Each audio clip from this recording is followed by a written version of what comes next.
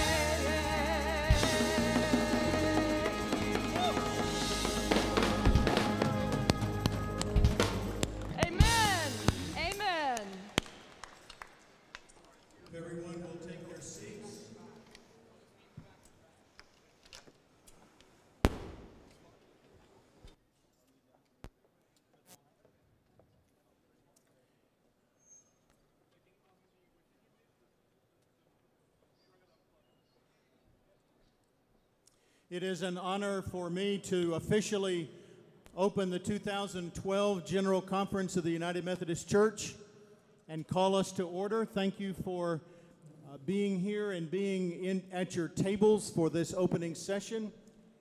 We were slightly delayed in beginning because we were trying to get the microphones onto the floor and make sure everything was in order. So thank you for your patience.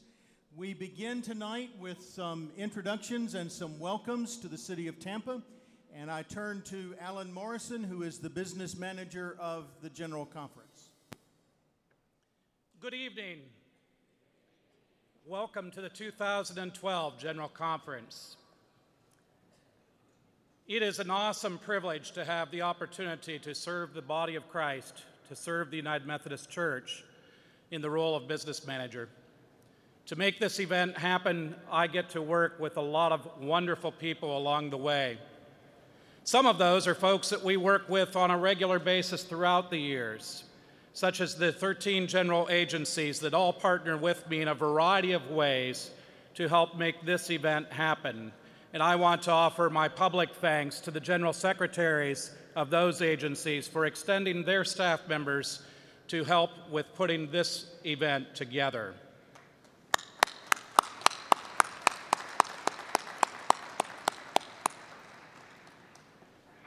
One of the other important partners in making this event happen is the host annual conference. It is my pleasure to introduce Bishop Timothy Whitaker, the Bishop of the Florida area. Thank you.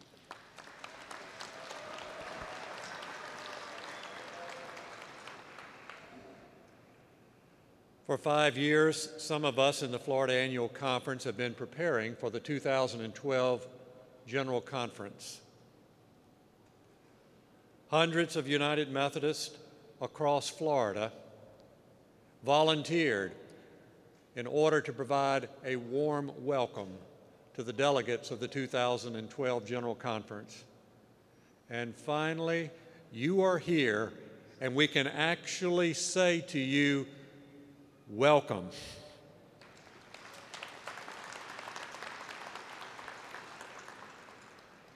I would love to talk to you for a while about the Florida Annual Conference. However, I'm not going to do that, but I would like to say a word about the mission field in which the Florida Annual Conference of the United Methodist Church serves. Our mission field is the state of Florida. It is a place of rapid dynamic change. It is a state where the population is increasingly more ethnically diverse. It's also a population which is becoming younger every year. And it seems that more and more people are indifferent, are ignorant of the gospel of Jesus Christ and of the church. And therefore, we who are the United Methodist Church in Florida face a tremendous challenge. And if anyone says that this challenge is simple or easy, then they don't understand our mission field. And I'm sure that what I'm describing is somewhat similar to what many of you in America face. And then there are annual conferences outside the United States that face their own great challenges. And what that means is that you have a great responsibility as a general conference. The decisions you make might help or might hinder our ability where we live to fulfill our mission, to make disciples of Jesus Christ and to transform the world. Being aware of this tremendous responsibility you have, we in Florida have been praying for this general conference as well as planning to welcome you here. And we pray that now being united with Christ in the Holy Eucharist, through his atoning death, by the energy of the Holy Spirit that has been poured into our hearts, that you will have the mind of Christ in all the decisions you make. Now it's my joy to introduce the chair of our host committee, Our host committee has been led with great competence and good cheer for the last 5 years by Jim Harnish, who's a senior pastor of Hyde Park United Methodist Church in Tampa.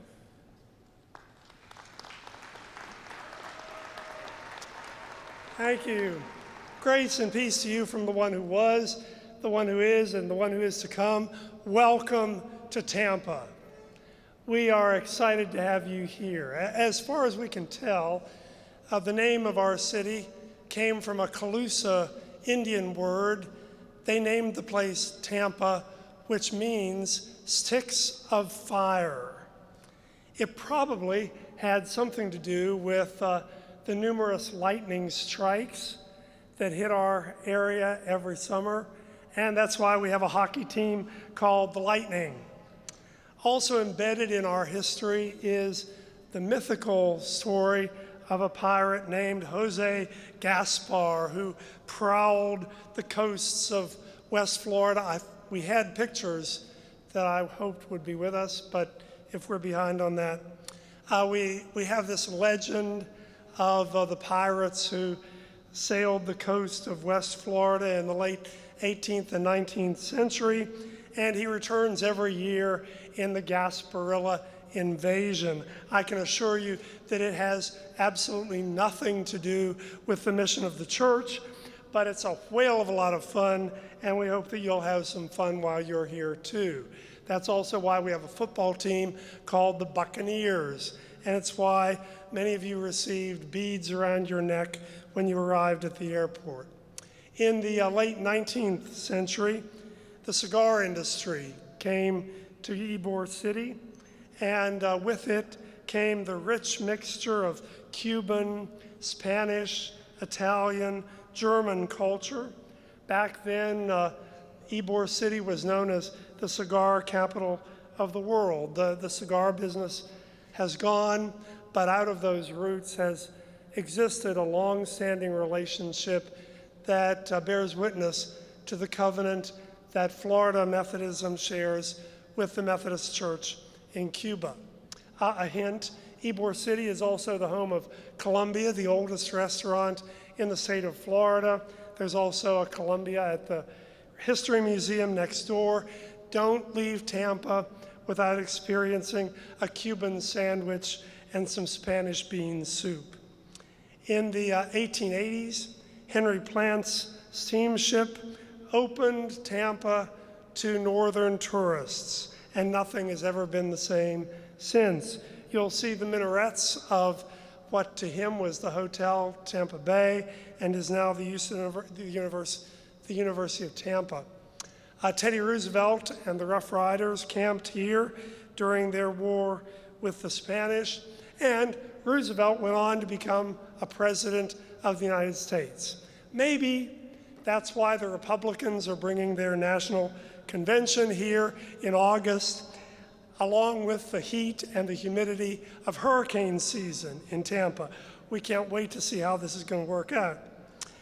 The Methodists planted their first congregation in Tampa more than 150 years ago, developed mission to every part of the state, to all of the immigrant populations that have come across history, gave birth to 2 colleges, Bethune-Cookman College and Florida Southern, and established ministry in every part of the state. And all 300,000 United Methodists welcome you here to Tampa.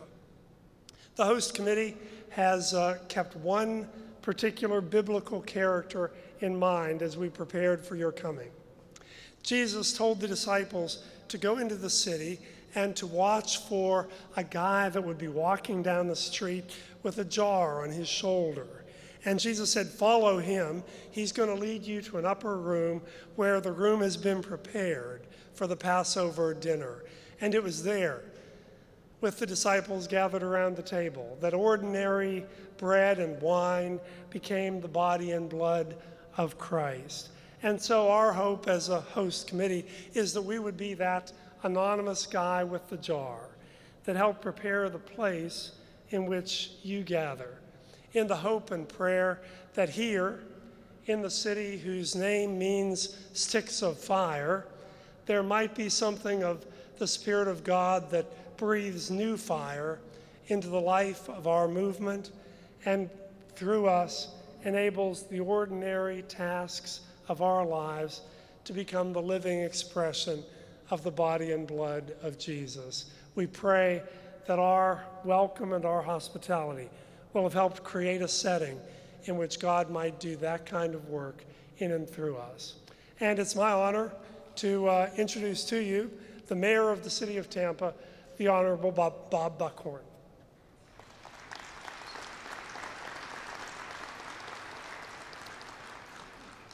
Thank you to all of you, and to Reverend Harnish, my former neighbor, and to the bishop.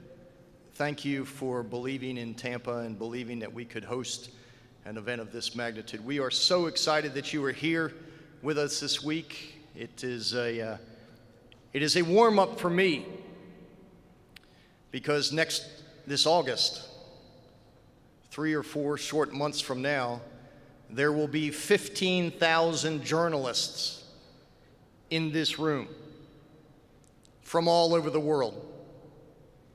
The event, the Republican National Convention, will take place right down the street at the Tampa Bay Times Forum, but in this room will house journalists from every sector of this globe in what will be the most, other than the Olympics, watched event in the world this year.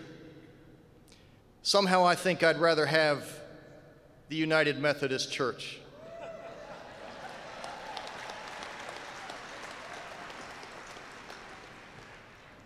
But I want to tell you how happy I am to welcome you to this city, not just because of the economic impact, but more importantly because of what you do in your respective countries and your respective communities.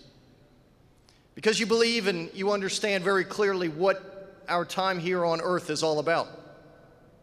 Certainly as a mayor, I have an obligation to leave my city in better shape than it was given to me. But more importantly, as clergymen, as lay people, we have an obligation to leave this world in better shape than it was given to us. And for all of you who get up every day, understanding that it's not about you, but it's about us. Understanding that we didn't get here by ourselves, that we got here standing on the shoulders of somebody else. Understanding that we have an obligation to reach out and pull somebody up with us, person by person, neighborhood by neighborhood, community by community, country by country. We have an obligation to do what we can to leave this world better than it was given to us.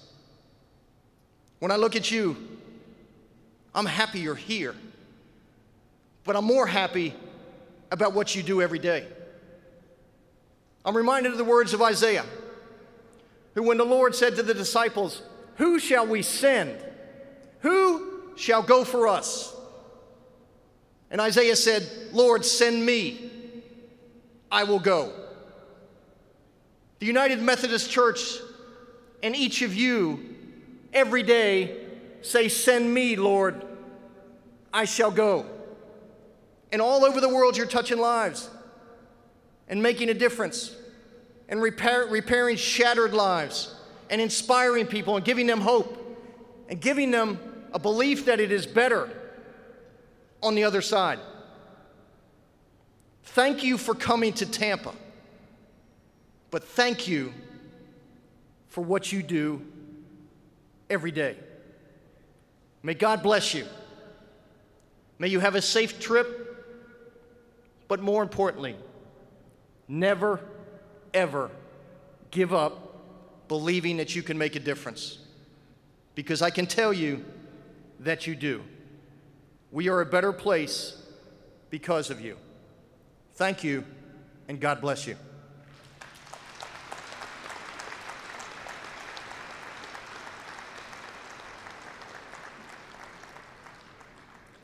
We do have a few administrative matters to care for. The Tampa Convention Center is a non-smoking facility. Restrooms are spread throughout the building and are well marked. Remember that the center of the floor here in this room is the bar of the conference, and you are not allowed access to the bar of the conference unless your name badge indicates that you are a delegate or a seated reserve. If you are a reserve delegate, you will need to show your seating card. Friends, please remember that the marshals are volunteers, so be kind to them when they find that you have forgotten your name badge and turn you away. Remember that the rules of the General Conference do guide the distribution of materials to the desks of the delegates, and so we ask that you please honor these rules and do not distribute any materials on the desks unless they have been properly authorized. And we are a large body that is often trying to come and go at the same time through limited space. Please remember delegates to enter and exit the bar of the conference through the designated areas. Please do not cross under or over the pipe and drape that's around the bar. In the case of first aid needs, there are EMTs that are on duty in the building. They will always have someone located in the areas where we are at the most. So for this evening, for instance, they are here. During legislative committees, they will be down on the first floor where those are. And so they will move about the building as we do. If you are in need of a paramedic, you can pick up any white phone in the building, and that will ring straight to the security desk, and they can get the paramedic to you. Let any page or marshal know, others around you know, and we will get you assistance. If it is a non-emergency medical need, please go to the registration counter area. You will see a booth marked there for emergency and special needs, and the volunteer committee is ready to assist you. If we are in session and an emergency situation unfolds, I or a member of the General Conference staff will notify the presiding officer of what the situation is and then give instructions to the body as necessary. Sessions of the General Conference are being simultaneously translated into French, Portuguese, Swahili, Russian, German, Spanish, Korean, and American Sign Language. And reading that paragraph was a good reminder that I'm probably going too fast. Those desiring to make use of American Sign Language services who are not delegates will find that we have a TV screen set up in the telescopic seating in the back corner of the room where they will be able to have a direct view of the sign language interpreters. If we have a delegate with that need, please make sure you let me know so that we can provide a monitor at your table space to assist you in being able to make use of those services. No electronic recording by either video or voice may be made of any portion of the General Conference unless specific authority has been given to do that. This is for the purposes of maintaining our performance licenses so that we comply with laws around copyright. To get permission, you may stop by my office in room 36. If you need more information about the location of meeting rooms or other questions about the general area, you can check at the information desk located on the second floor registration level. This desk is staffed by volunteers from our excellent host committee, and they should be able to help you with a number of different questions. One of the things that you've probably already noticed, especially if you've been here as a delegate before, is there's a lot of "we've never done it that way before." Your seating is an example of that. It's an experiment. It's something that the Commission has thought about and talked through and decided it was time to try something different. And that is an underlying theme of the business before this General Conference. Time to do something different. We encourage you to take advantage of these opportunities, to try them out, give feedback, And as we look at the next General Conference, we'll continue to evaluate how we might do these things for the future. One of the areas that is something new is the area of sponsorship. And I want to take this brief moment to say a word of thanks to our sponsors. You have already found print materials in your ADCA, and you will find so in your daily editions as well.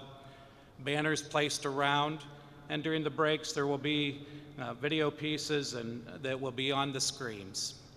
We want to thank our sponsors for being willing to partner with us as we begin to look at accountability of the finances for this event and ways in which we may partner with others that can help us to fund either through cash contributions of sponsorship or in-kind services.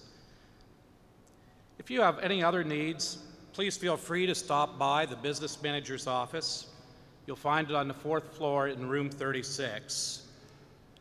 Friends, have a great conference.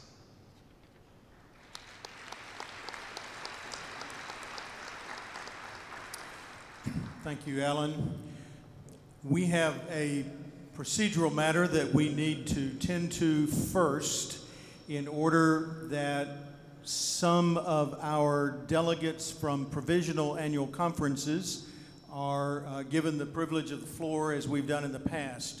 You will need your daily Christian advocate that was on the table when you came in today. I will ask you to turn to the very back to page 1848.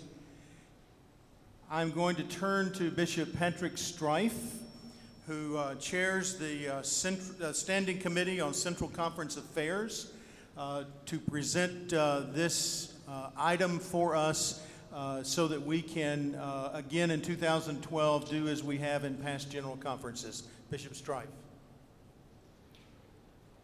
So on page 1848, you find this petition. It comes from the Standing Committee on Central Conference Matters. The Standing Committee met yesterday and today. Between the submission of the petition and our meeting yesterday, we got some new insight, and therefore this petition comes with a number of revisions which are marked in the petition. We have found that before 1980, there were enabling acts of general conferences printed in the Book of Disciplines up to 1980, with all the list of the provisional annual conferences which existed up to 1980. But there remain some provisional annual conferences created after 1980, which in good faith have had seating in the General Conference over the last General Conferences, but where we do not find such an enabling act. And this petition addresses this issue. And therefore, it asks, as it is said in the beginning, the following mentioned provisional annual conferences established after 1980 shall be considered as formally established by action of General Conference in compliance with the Book of Discipline, Article 581, and their duly elected delegates shall be seated with full voting and other rights to the General Conference in compliance with the Book of Discipline. And then you have the listing of those provisional annual conferences with the dates when they were first seated, and also some changes in names which explain more of the details. So the petition is before us. In order for us to do this, yes, back over here,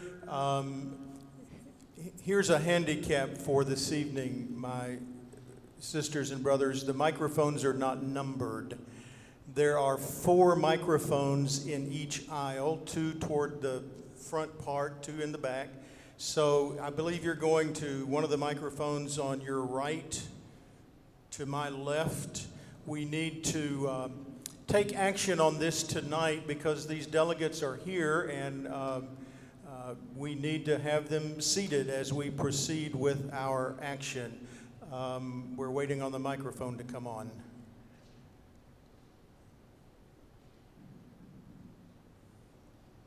Bishop David Barton, clergy delegate from Minnesota. I would move that we suspend Rule 37, which requires a 24-hour publishing before we act on a motion. I move that we suspend that rule so we can act on this calendar item this evening. Is there a second? Okay, it is before you. It's not debatable. If you would, this requires a 2/3 vote to suspend the rule in order to act on this petition tonight so that these, so if you would support the suspending of the rules, would you lift a hand? And opposed? It's clearly 2/3. The rules are suspended and this petition is before you. Is there conversation? I see no one wanting to come to the mic. If you would approve this petition and allow these delegates to be seated among us, would you lift a hand? And opposed? And it carries. Thank you very much, and thank you, Bishop Strife and the Standing Committee on Central Conference Matters. And we welcome the delegates from these provisional conferences who are already seated among us, and we're delighted that you are here to participate in the work of the General Conference.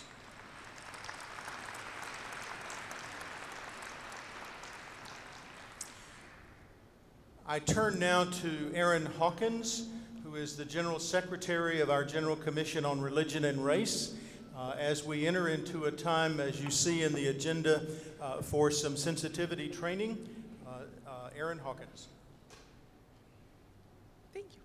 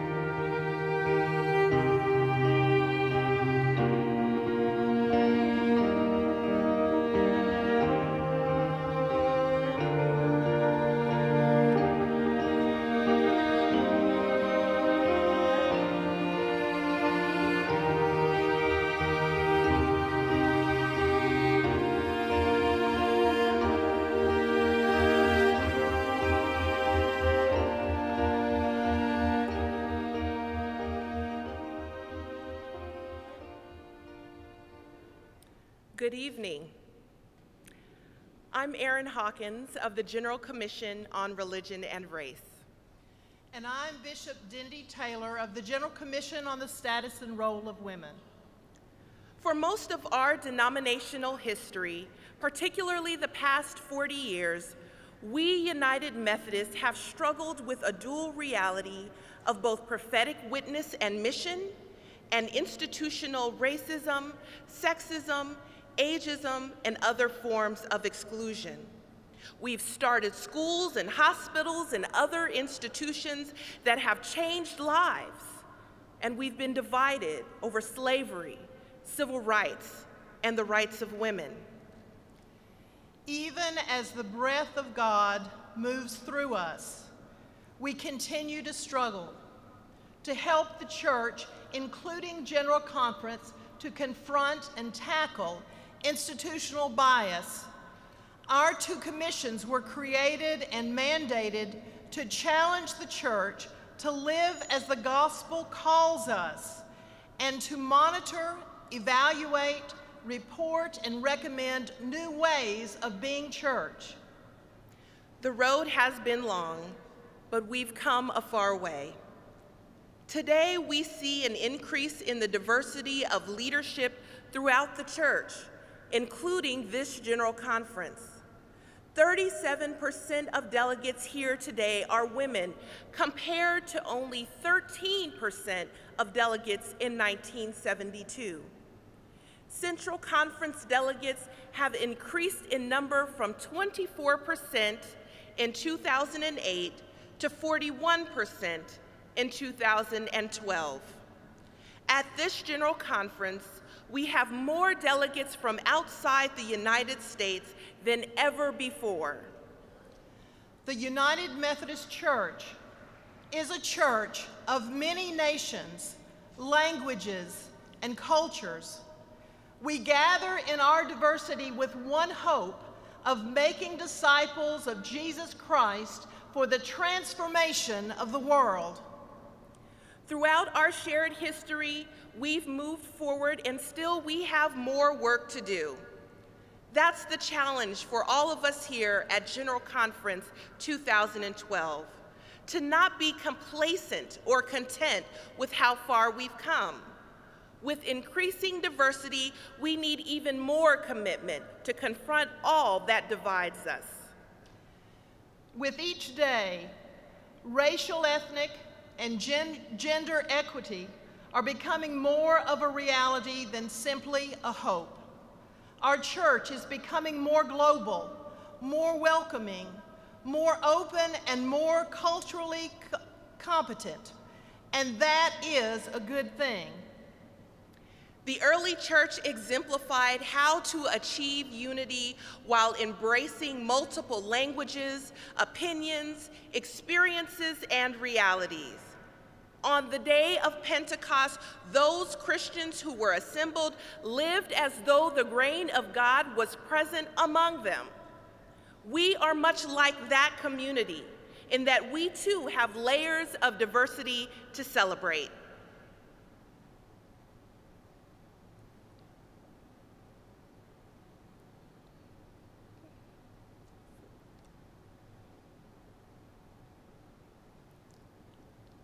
Language, age,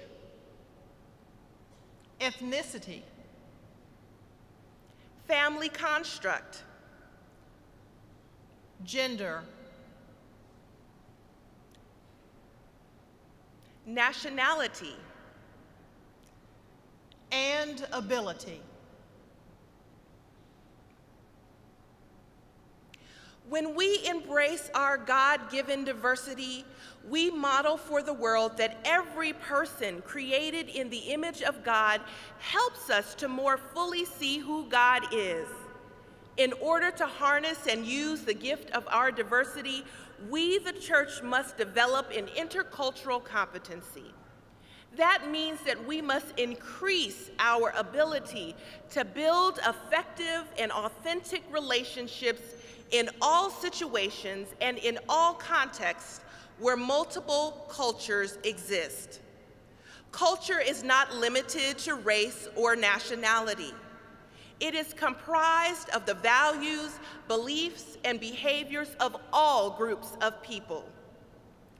Here are some tips to increase our intercultural competency. First, be aware that there are people around you who have different but equally valid practices, beliefs, experiences, and life stories. Second, in your committees, start your work by creating a system of discussion, voting, and disagreement that works for everyone, not just for the long-term loudest or most assertive delegates. Third, empower and encourage participation by inviting newer and less vocal delegates into the conversation. Allow ample time for translation and response for people who are using interpreters. Fourth, speak respectfully to all people. and respect the physical boundaries of others. Ask before you hug or before you assist someone you perceive as disabled. Don't make unsolicited comments about physical appearance, dress, or hairstyle. And don't ask, please don't ask, to touch another person's hair. Lastly, friends, we must be aware that we all have biases and that they can be a barrier to our being the body of Christ. For the next 10 days, the General Commission on Religion and Race and the General Commission on the Status and Role of Women will be supporting you on this journey as we seek to be the body of Christ. There will be monitors and monitoring reports in legislative committees, in plenaries, and printed in the Daily Christian Advocate. The purpose of the Ministry of Monitoring is to provide information, metrics, if you will, about how we are truly being the church and to bear witness to how the Holy Spirit is moving in our midst. We have an opportunity to act in our deliberations and decision-making as if the reign of God is here right now. Our prayer is that the same holy wind that transformed the church at Pentecost will blow through and among us in Tampa, and that all of us gathered here from around the world will be emboldened to go forth and witness to the good things that God has done and is doing as we seek to change the world. Thank you. Thank you.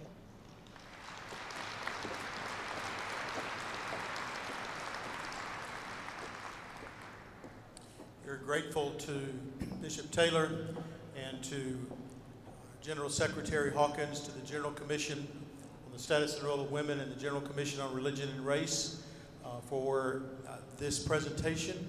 And a good time to remind you, in your Advanced Daily Christian Advocate, Volume 1, page 23 is an important page for our work together, and emphasizes there as well what you've heard from our two commissions. There are guidelines there for holy conferencing. I refer you to those. I encourage you to read those and use them throughout this conference. And a reminder is mentioned in two of those that we speak respectfully and we listen patiently.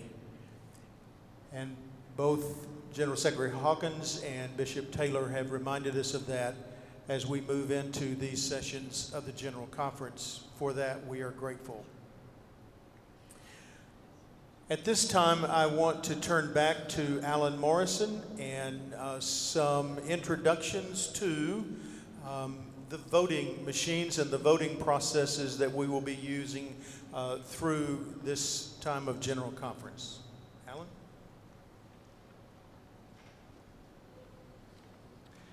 This afternoon's worship service, we had approximately 4,700 people in attendance. Our offering was $15,966.74. Indeed.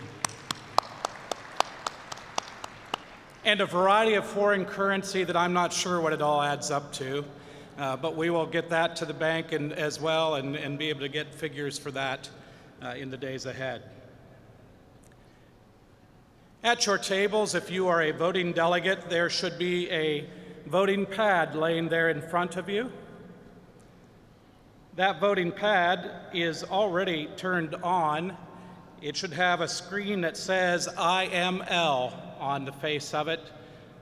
If it does not, raise your hand and technicians can replace those pads for you so that you have one that is working. We're going to take a few minutes to test the voting system and give you an opportunity to practice using it. When you are prompted for the first question here, you will be able to enter 1 for yes, 2 for no. You'll be able to visually verify the number you enter on the keypad by looking at the screen. It will automatically go to the system once you've pressed the 1 or the 2. You can send the number as many times as you like, so you can sit there and go back and forth saying yes, no, and that's okay. But the last one you send before the vote is closed is the one that the system will record. To give us an opportunity to practice that, we have a practice question for you.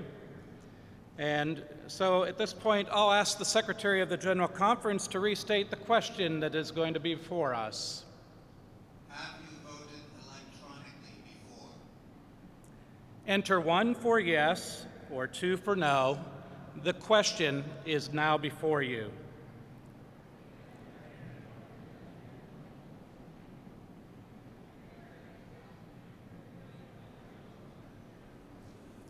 They didn't hear the question. Have you voted electronically before? Were you able to hear the question? No. Try using the bishop's microphone and let's see if that... The question is, can you hear me? Have you voted electronically before? You will vote yes by pressing 1, voting no by pressing 2. We'll give a moment for the translators to finish translating. And you may vote.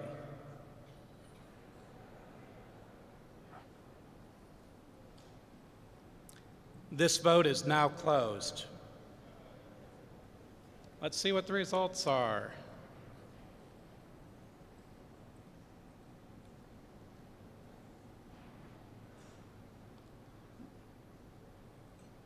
All right.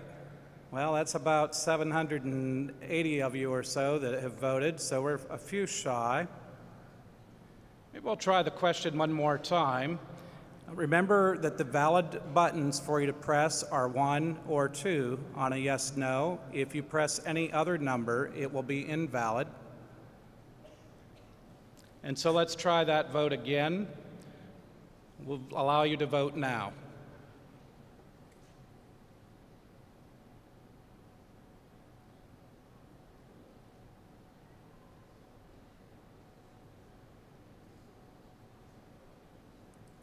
And the vote is closed.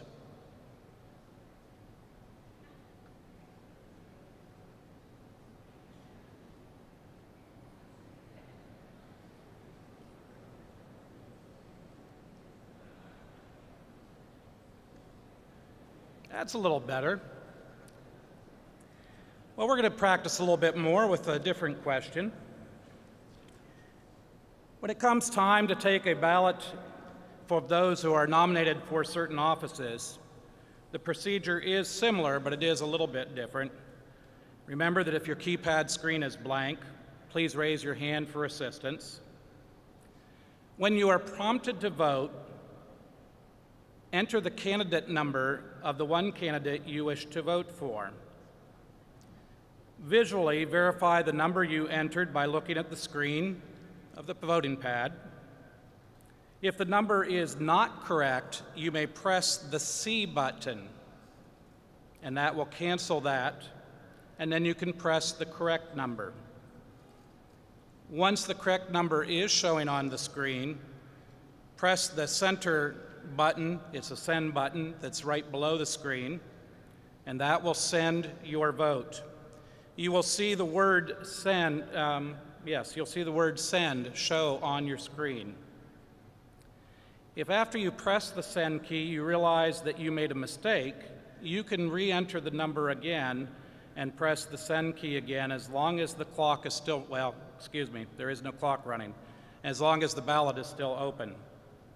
The system will record your response based on the last number you send.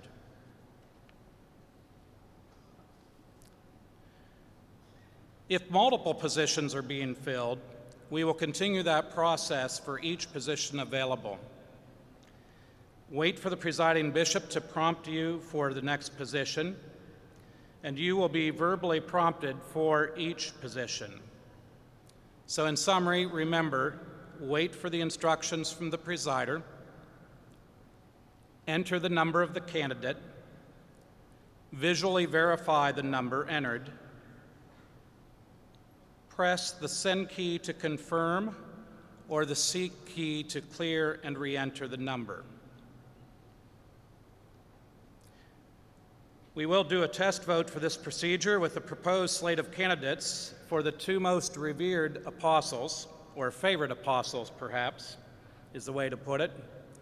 The candidates are before you. Well, they're showing on my screen up here. There they are. And so you have 12 choices listed there, and we will be voting for, I want to make sure with my test votes, it is 2 positions that we're doing, correct? And so we will open the ballot for the first one. The nominees are now before you. Please vote for your first choice.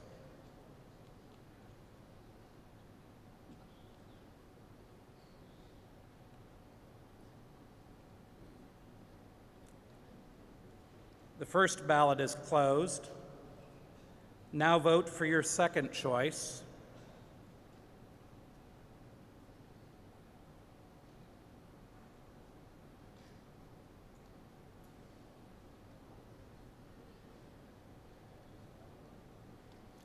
And the second ballot is now closed.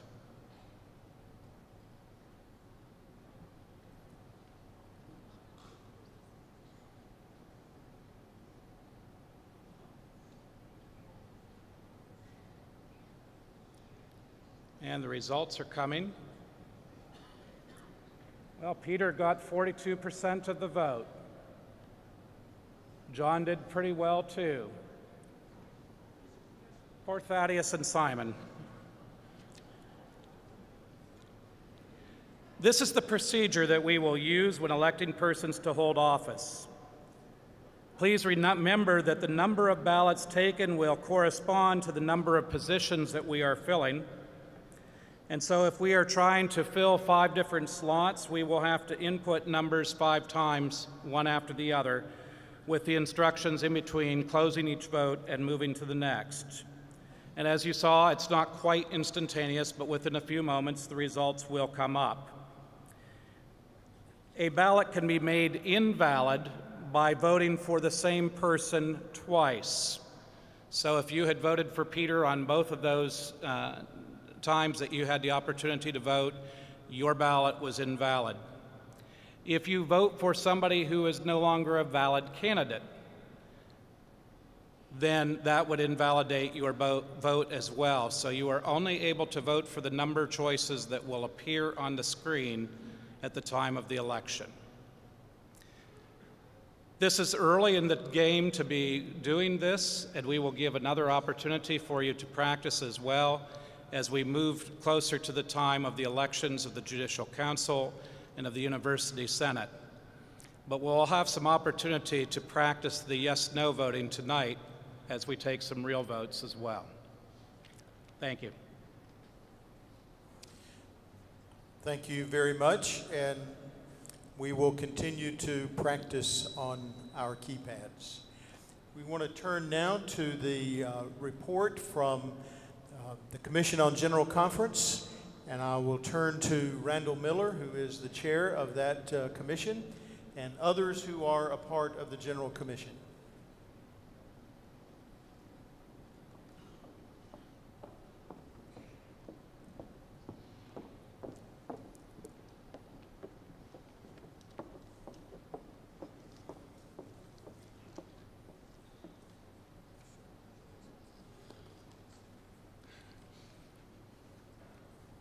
Good evening. Bishops, honored guests, fellow delegates, and all those who may be watching and listening in places near and far throughout the United Methodist Connection. On behalf of the Commission on the General Conference, I greet you in the name of the risen Christ and welcome you to this global gathering. As the children in my local church, Epworth United Methodist, sing almost every Sunday, Welcome, everyone. Welcome to the love of God. Food for the hungry, rest for the weary, hope for the hopeless. Welcome, everyone. Welcome to the love of God.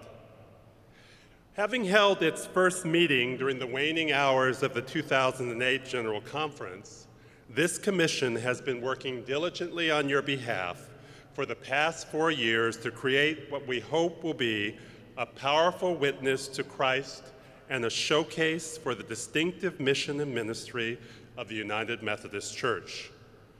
But before I go on with my report, I wonder if those who served on the Commission on the General Conference this past quadrennium will stand where you are to receive our thanks and acknowledgement for all that you have done.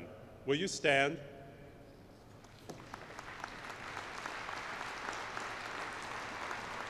Thank you. As individual members of the Commission, we have worked amicably and well together over the past 4 years and offer our experience of working together as a witness to the whole church.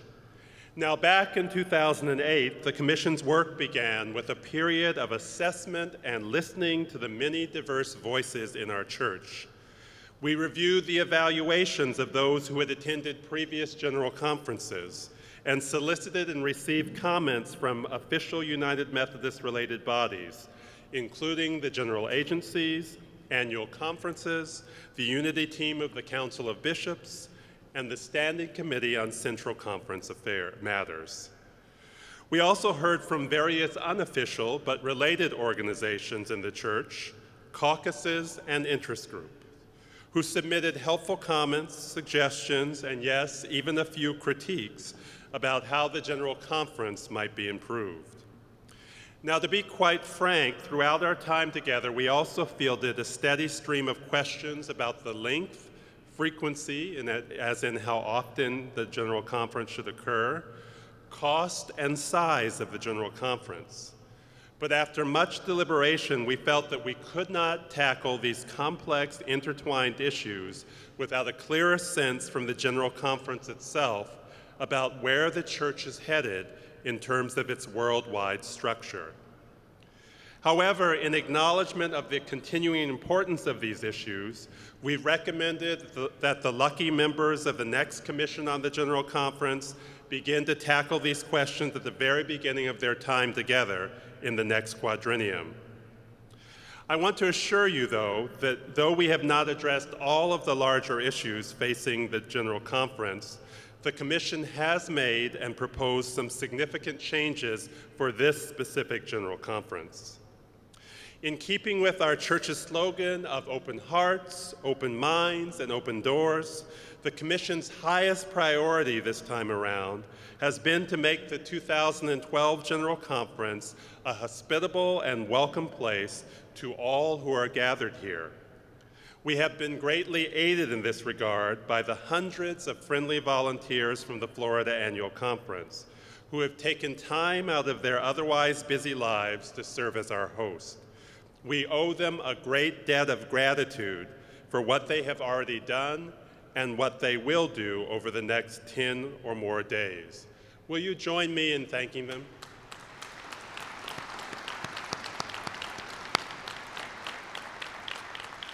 We invite all those attending the General Conference as delegates, guests, or observers to join in with this spirit of hospitality and resolve to treat one another, as the last presentation said, with compassion and loving kindness, even during those times when we are in disagreement with one another. A second priority of the Commission on the General Conference has been to help the General Conference live into our new reality of being an increasingly global church. As has just been said, this General Conference marks an important milestone. Almost 41% of the delegates in attendance have come from vibrant places of ministry outside of the United States, and this is to be celebrated. Yes. Yet the Commission has heard that far too often the General Conference has focused on issues that pertain mostly to the United States, and that we may have fallen down on our job of creating opportunities for full and equal participation by those for whom English is not a first language. To address these concerns, the Commission has actively supported the efforts by the Secretary of the General Conference and the general agencies of our church to expand and improve upon the training and preparation that delegates receive in their own regions prior to coming to Tampa and this General Conference. We've also asked during our time together that the Committee on Agenda and Calendar, as well as each of the legislative committees, prioritize those pieces of legislation that have global implications. As delegates, you can help this process of creating opportunities for more full participation by slowing down, as I will try to do, and speaking clearly and deliberately so that our interpreters have time to translate and delegates for whom English is not a first language have time to consider matters and then respond. Throughout this last quadrennium, the Commission was asked whether it would be possible to create opportunities for delegates to talk with one another without having to resort to Robert's Rules of Orders or other parliamentary procedures. In response to these requests, we have created several places in the agenda of the General Conference where delegates will be invited to engage in holy conversations with one another. We want to assure you that you'll receive more instructions about these holy conversations as their time draws near.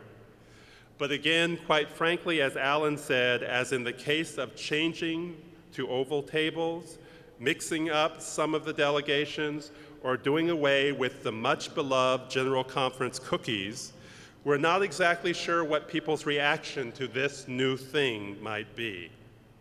But it's abundantly clear to many that we must find new ways to bind up our church's wounds and reach across the issues that divide us. So we pray that during these set-aside times of holy conversation, that God's grace, mercy, and compassion will rain down on each of us and restore us to one another. The last priority that we want to lift up as a commission has to do with being wise stewards and managers of our time together. Under this priority, the Commission is suggesting to you that working for more than 14 hours a day for 10 hours straight without a break may just not be the best or healthiest way to go about the business of the church. Now, if you concur with this assessment, you will want to know that this time around, the Commission has proposed specific deadlines for concluding nightly business and for wrapping up the work of the legislative committees. To accomplish these changes and to accommodate more time for legislative committee work, we have streamlined the agendas for the nightly plenary sessions, expanded the meeting times for legislative committees, and created a special evening of celebration and witness on Sunday night. Before I conclude my portion of this report, I want to highlight the Commission's responses to two mandates or directives that were passed on by action of the previous General Conference.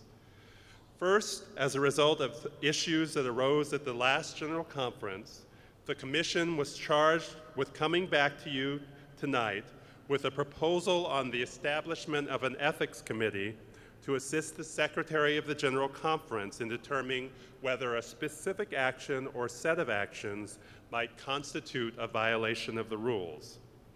Our specific proposal around the creation of the Ethics Committee and the process whereby matters may be referred to it are outlined in the revised Plan of Organization and Rules of Order.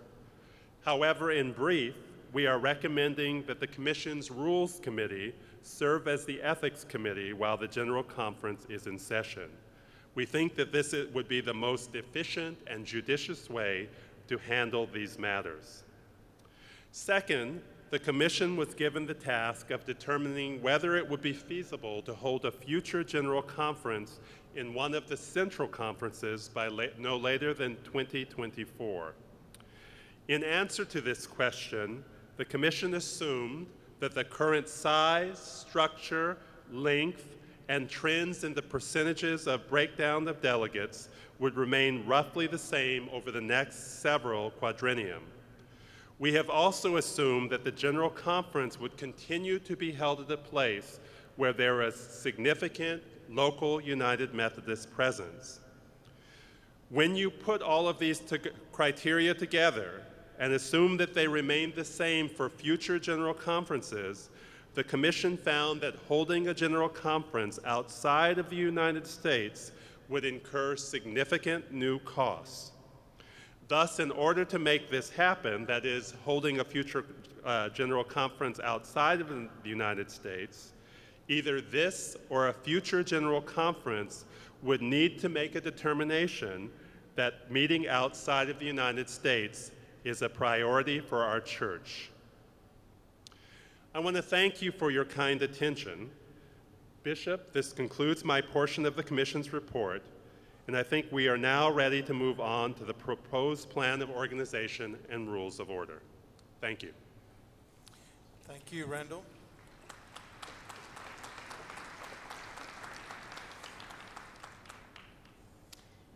Bishop Goodpaster, members of the General Conference, good evening. I am Judy Keniston, lay delegate from West Virginia Conference, and it is my privilege to chair the Committee on Rules. I happened to look over some blog posts from the 2008 General Conference, and my first day post mentioned the exciting discussion of the rules on that day. I think the word I actually used was tedious. And now here I stand before you, and I hear your inward groans, but I come with a warning that what you may see as tedious is very important. They say there are rules people and no rules people. Well, as a rules person, I need to share how important our structure is to accomplishing the conversations which allow us to fulfill our mission. Our Rules Committee was a wonderful group. We went through the rules that are before you now, line by line, multiple times. Did I mention the word tedious earlier? We quickly learned who among us were the wordsmiths, which one to turn to when we needed to grasp the greater import of the changes being considered. Which one of us would remind the group that we had many pages left before us? The dedicated work of this group made my job a pleasure. We worked and laughed together. We grieved together at the loss of one of our members, Bill Barney, who showed us how to live fully and love wastefully. The rules that we now consider are the labor of all of these people. Because of the action of the 2008 General Conference, the Committee on the Plan of Organization and Rules of Order is now part of the Commission of the General Conference. This organization has been positive, allowing the Commission to have input into the process of the rules, and for the Rules Committee to aid the Commission as decisions were made. As we did our work, we considered changes referred to us by the 2008 General Conference, caucus group requests, and also the evaluations of 2008 by delegates, bishops, and other groups. The changes we are proposing are both administrative and legislative. With your permission, Bishop Goodpaster, I would like to group sections of the report highlighting significant changes along the way. That will be our procedure tonight as we move through these plans and rules. If you will turn in Volume 1 of the Daily Christian Advocate, and that's the small purple book, I draw your attention to the Plan of Organization and Rules of Order for the 2012 General Conference, beginning on page 29. The preamble and the first 6 sections, beginning on page 31, cover lines 1 through 250. There are no major changes in these sections. I will point out that the language of Section 6 on pages 36 through 38 was stricken from the rules because it now appears in the discipline. Also, although all through the document, we have used the language publish rather than print because of the digital options that are quickly appearing and in anticipation of future opportunities. I move the approval of sections 1 through 6. Sections 1 through 6 are before you. Are any questions or discussion? We're on just those sections right now. I see none. If you would approve these first 250 lines. I want to try this. Would you lift a hand? And opposed? I'll get to the machine. All right. Sections 7 through 10, found on pages 40 through 68, lines 253 through 982. This section includes changes to the composition of administrative committees. The Rules Committee felt that this would increase the representation on the administrative committees, and these changes would take place in 2016 if approved at this conference. Previously, there was one person from the central conferences of each of the continents of Africa, Asia, and Europe. We have increased this to include one person from each central conference and each jurisdiction, increasing from 3 to 7 the number of delegates from the central conferences. Since the delegates are already present at General Conference, the cost increase is not unreasonable. At the request of the Agenda and Calendar Committee, we have given clear priorities for consideration of calendar items. If you will see page 42, line 301, it's item 5, and those priorities are the global church, items having financial implications, and items with minority reports. On page 48, line 450, as Randall mentioned, the Committee on Ethics was requested by the General Conference 2008. We are recommending that the Committee on Ethics be the Rules Committee of the General Commission. This commission is intentionally diverse, obviously has an intimate knowledge of the rules, and its members are already in attendance at General Conference. We are suggesting a 1/5 vote of the body for referral to the Committee on Ethics. On page 49, line 491, and continuing through the top of page 59, line 737, the legislative committees have been listed in the rules, but we are recommending removing the listing to provide flexibility for future general conferences to organize around their needs. The number of committees determines costs, and while increasing the number of committees limits the workload of each committee, it also limits the smaller delegation's representation. Reducing the committees lowers some costs, but increases the workload of each committee. For these reasons, we recommend the deletion of the committee listing for future flexibility. In the next section on page 59, under membership of legislative committees, this change would also necessitate striking additional language concerning the membership, since the number of committees is no longer specified. On page 63, lines 842 through 847, language has been added concerning the times the legislative committees can meet, and also allowing legislation not completed,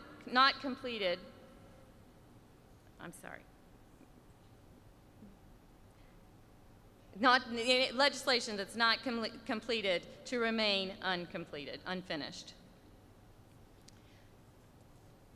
The Commission has planned the first week of General Conference to incorporate adequate time for legislative committee work. Legislative committees will not be called during the plenary.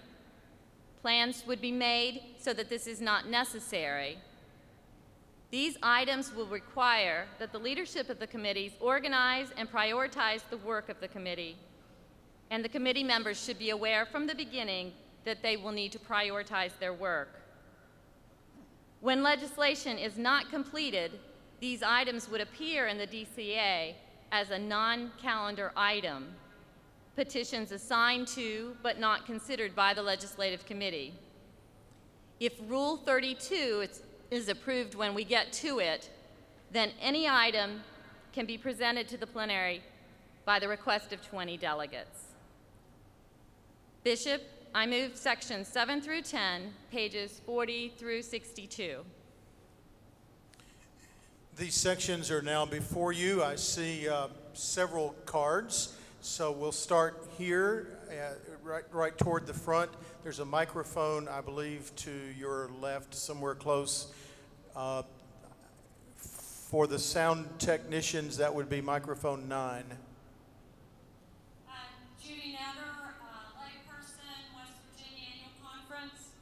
In this section, I have two concerns.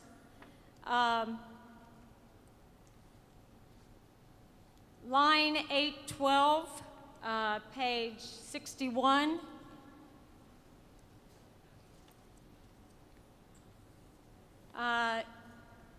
Talks about the election of officers for legislative committees.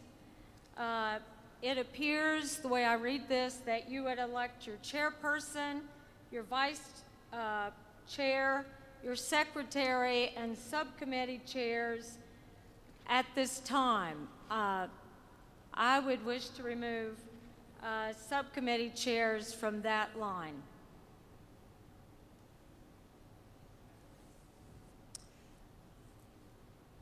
I'm taking that as a motion to amend by deletion. Yes. All right. Let me, is there a second? Let me share with the body the rules that we're under for this evening. Any amendments to the rules, according to rule number 40, you will need to write that rule down. It is automatically referred to the Rules Committee, and they will bring back a report within the next 24 hours. So I've heard that as an amendment by deleting that section. You need to write that down, and it will be referred to the Rules Committee, and we will hear their report according to Rule 40 within the next 24 hours. All right? Point of order?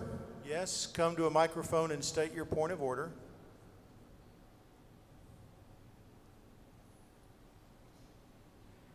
Rebecca Miles, microphone. Microphone, I think that's about Arkansas number 6. Conference. Help me know how to say this. We elect officers and subcommittee chairs tomorrow morning. So if this is referred for 24 hours, what is the status of elections tomorrow morning?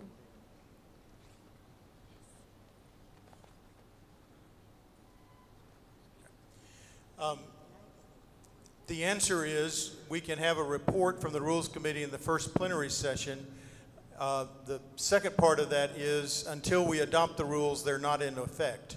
So if this is not adopted, the legislative committees would not do this until you decide what the rules are. That would be the process. That was a question more than a point of order, but we're learning together. So if you'll write that down and bring it to the Rules Committee. Thank you. Bishop, can I raise another question in this section? If You did say that you had two, so do that, and then I saw a card over this way. Yes. Line 844, any legislation not completed by the Legislative Committee at the time of Saturday evening's adjournment at the first week of General Conference shall remain unfinished, and legislative committees shall be adjourned. I move to delete this section from the rules. Is there a second? Was there? Okay. Again, this would be the same rule. If you will write that down, we'll refer it automatically to the Rules Committee, and they'll bring a report back.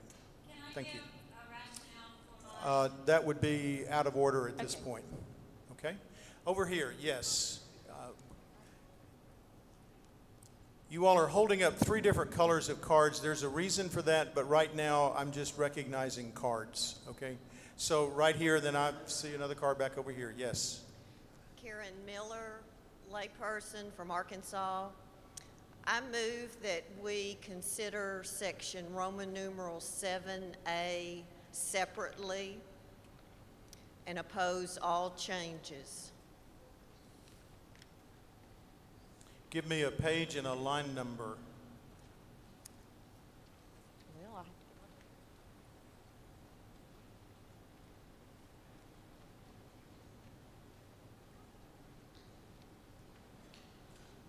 page 40. Page 40. I am asking for this. Well, wait, just make your motion again so we can hear it. Okay. I move that we consider section Roman numeral 7A separately.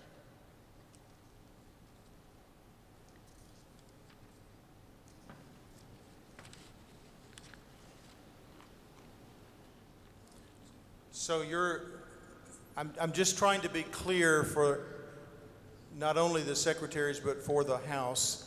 You want to consider section A, administrative committees, beginning at line 258, going through line 449 on page 48 separately. Yes, sir.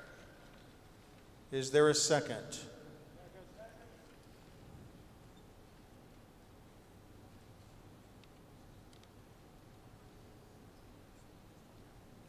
All right, it is, this is not an amendment, so it's properly before us. You may speak to the reason you would like to do this. It increases the size of committees and the representation is not proportional.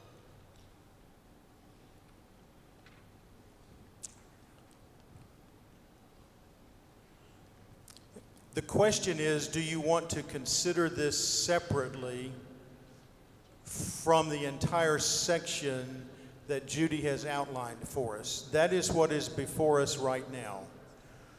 So I'm going to put this to the body.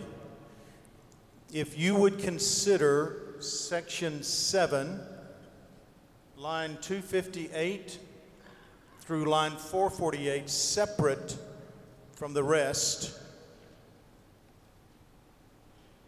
that's what's before us. I was going to ask if there is any question about what, we're just voting on whether to separate this from the entire process.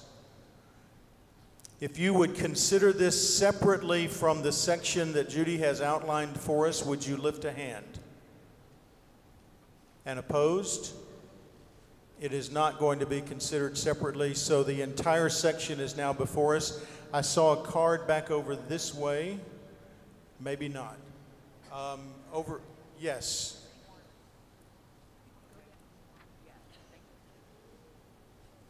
I'm trying to, yes. I'm sorry, well, we've got two microphones going here. I recognize the person who's over here in the left aisle middle microphone. Yes, sir. Rap, lay delegate Liberia. I'd like to go back to the previous speaker because here we're talking about central conferences. And the Central Conferences varies in terms of membership. For instance, the Central Conferences of Africa amounts to 4.2 million members, where the two Central Conferences of Europe amounts to only 65,000 members. To give each one seat is to say that we do not have the proportional representation, and I think we need to consider this different.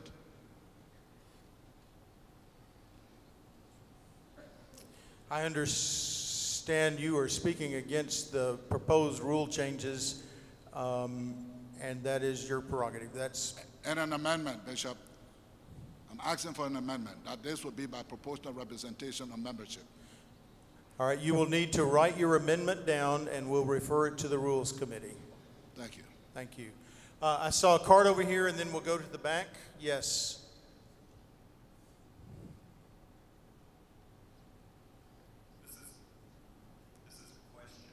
Please state your name and conference. Bird Bonner, layperson from Southwest Texas. This is a question for the Commission. I understand that in several of the administrative committees in Section 7A that there have been language inserted to require a minimum number of lay members that approximates one half of the membership of each of those administrative committees, perhaps in all of them. However, in the Agenda and Calendar Committee, beginning on line 269, it looks like the proportion of laypersons has not been preserved. Currently, up until this evening, the rule has at least that it's a 10-member committee with at least 5 in line 271 must be laypersons, which is, of course, 1/2. The proposal is that as of this evening, this quadrennium, this General Conferences Committee would be increased from 10 to 11, but that the required minimum number of laypersons would remain at 5. Starting next quadrennium, the committee membership, total membership, would jump to 15, with the required number of laypersons remaining at 6, which is somewhat less than half. I would appreciate knowing the rationale of the Commission in proposing these changes that impact the lay representation on the committees. Judy? I'm going to refer that to a member of our committee. I'm Vin Walkup, and I'm Vice Chair of the Commission on General Conference. I'll respond to that question by pointing out that if you have the representation from the jurisdictions and the central conferences, we are looking then at 6 being the division there. You have some other spots that are on this agenda and calendar committee. The rationale was to look at those that were elected by this body from those jurisdictions and central conferences. The 15 membership includes some other persons who are there by virtue of office.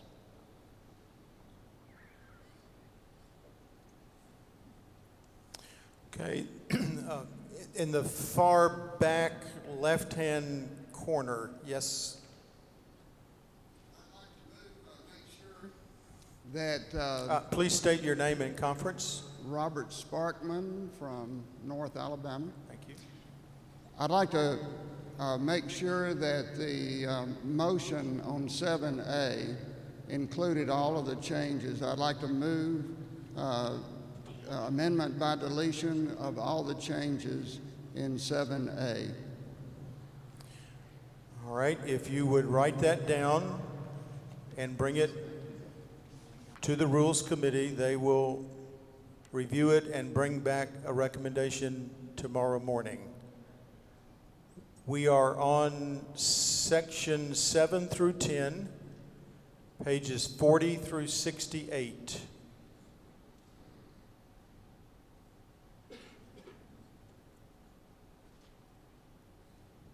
I see no other cards. Now, because there are a number of amendments in this section, we cannot approve this. We have to hold it until we hear back tomorrow morning. So Judy, we'll move to the next section. I'm sorry? Okay. Judy?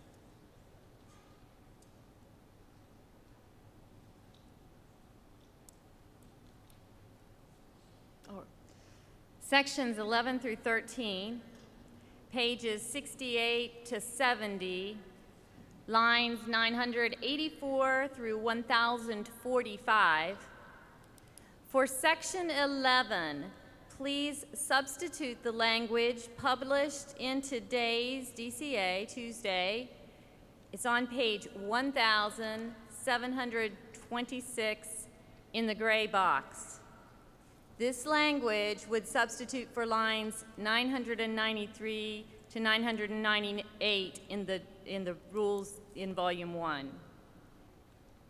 Bishop, I move sections 11 through 13.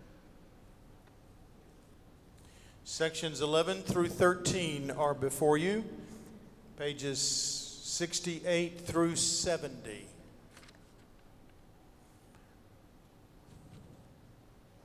I see no one, and this includes the substitution of the paragraph that was in the Daily Christian Advocate today.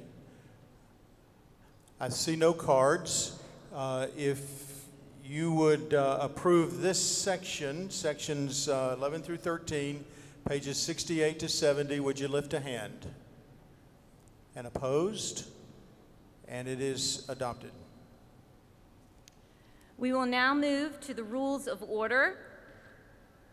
The first rule of order is section 1, the daily schedule, on pages 71, 72, lines 1049 through 1075. Bishop, I move section 1. Section 1 is before you, pages 71 to the top of page 72. Yes, back here, I think if you came to the center aisle, you would find a microphone. Yes, with the white card up, yes.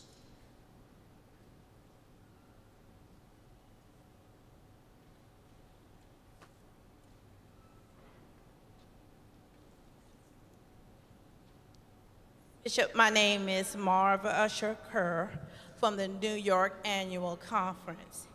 And I would like to make an amendment to line 1067, which is on page 71. And if I have a second, I would like to speak to it. Make your amendment. I would like to say that we would change that line to say adjournment would be at 9:30 or at the discretion of those chairing those committees. Is there a second? All right. Now, this again is amendment, so what you need to do is write that amendment down. We refer it to the Rules Committee, and then when they bring it back to us tomorrow morning, there will be opportunity for discussion, and you would have an opportunity at that time to speak. Thank you. Thank you. Make sure you get the amendment written down. We're in section of the Rules of Order on page 71. Yes, the white card over on this, yes, and then orange way in the back on my right, your left.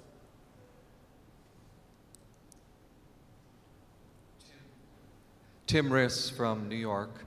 Bishop, can you help me find the rule or the reference in the rules about the 24 hours referral to the Rules Committee? Rule 40. Thank you.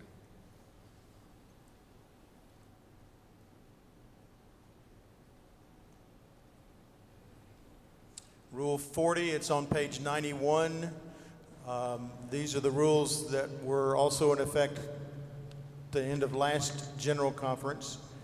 Amendment presented to the conference in writing is referred to this committee and they'll act on it no later than the following day. Way in the back, the orange card, yes. Thank you. Pat Meadows, North Alabama Conference. Bishop, I move to amend line 1065 and 1066 on page 71. And I apologize, there's an echo in this microphone. And, yes. And you hear more of yourself than you can hear what's being said. I want to move to amend that section to read this way. Recess may be called during any plenary session at a time deemed appropriate by the presiding officer, comma, except that the presiding officer may not recess a session of the body to allow for or to otherwise permit a demonstration or protest assembly of any kind that is not part of the orders of the day without a motion to take a recess made by delegate and majority vote of the delegates present and voting. And if I could have a second, I would like to speak to that. I heard a second, but once again, if you will write that down, it'll be referred to the Rules Committee, and the discussion will be tomorrow morning when the Rules Committee brings back their recommendations. So I see you have someone there with you. Write it down, we'll bring it up, and we'll refer it to the Rules Committee. Thank you. May I speak to it? No, sir, that would be tomorrow morning when the Rules Committee brings back their recommendation. Thank you. Okay. The white card, again, in the back section right there, yes.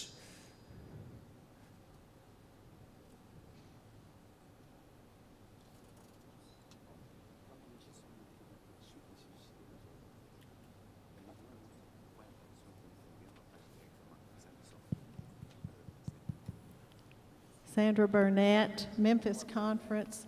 Bishop, I have a question about this Rule 40 on page 91. It would seem to me that this rule refers to already stated rules. Most of the motions this evening have been regarding things that we have not yet adopted. So I'm not quite understanding why they have to go back to the committee.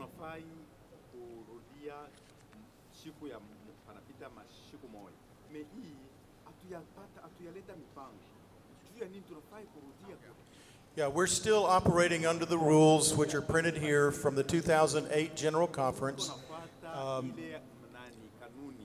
Any amendment or change in the rules presented to the conference in writing is referred to this committee, and they report it the next day. That's the rule that we were under in 2008. It's still the rule we're operating under in 2012. Okay? Down in this section to my left, the white card right here, yes.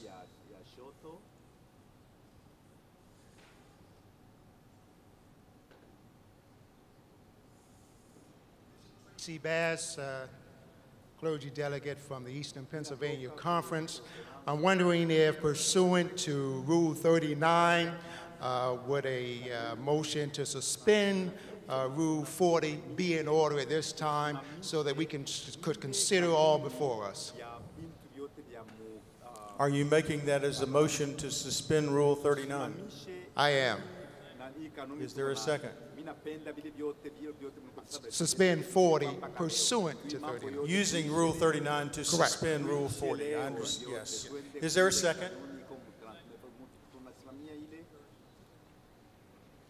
In order to suspend the rules, we'll need a 2/3 vote.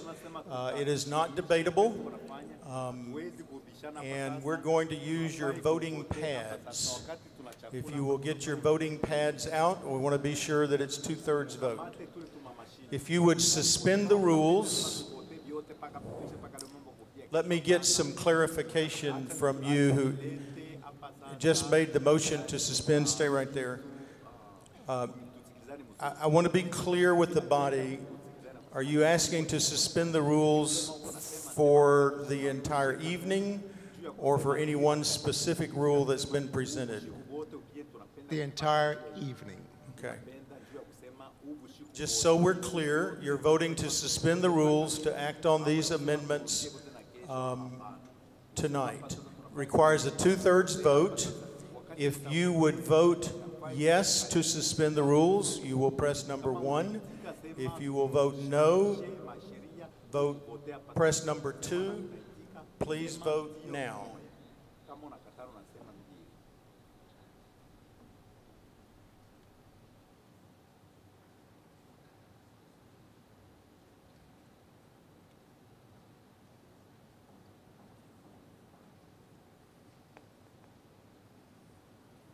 We will close the vote in about 10 seconds.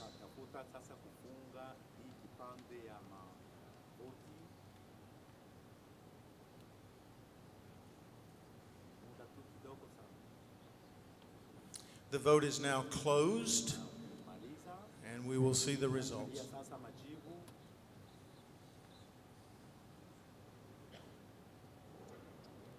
The rules are not suspended. We are back to section, the daily schedule, rules of order, page 71, other conversation. I see no cards. Again, this section has some amendments, so we will move on and await the report back from the Rules Committee tomorrow morning. Judy, the next section. The next section is Section 2, Presiding Officers, Rules 3 and 4, pages 72 and 73, lines 1080 through 1104. Bishop, I move Section 2. Section 2 on the presiding officers is before you. Any conversation? I see no one wanting the floor. I'll give you an opportunity to make sure you see all this. I do see a card in the far back corner, my right, your left, the orange card standing in the back.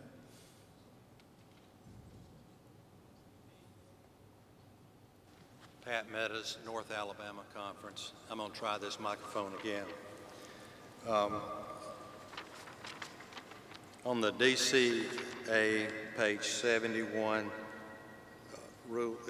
paragraph number 3, at the end of the word propose, instead of having a period, I'd like to add a comma, and again, use the language, except that the presiding officer may not recess a session of the body to allow for or to otherwise permit a demonstration or protest assembly of any kind that is not part of the orders of the day without a motion to take a recess made by a delegate and majority vote of the delegates present and voting, period, and then pick up with the word consistent and so forth.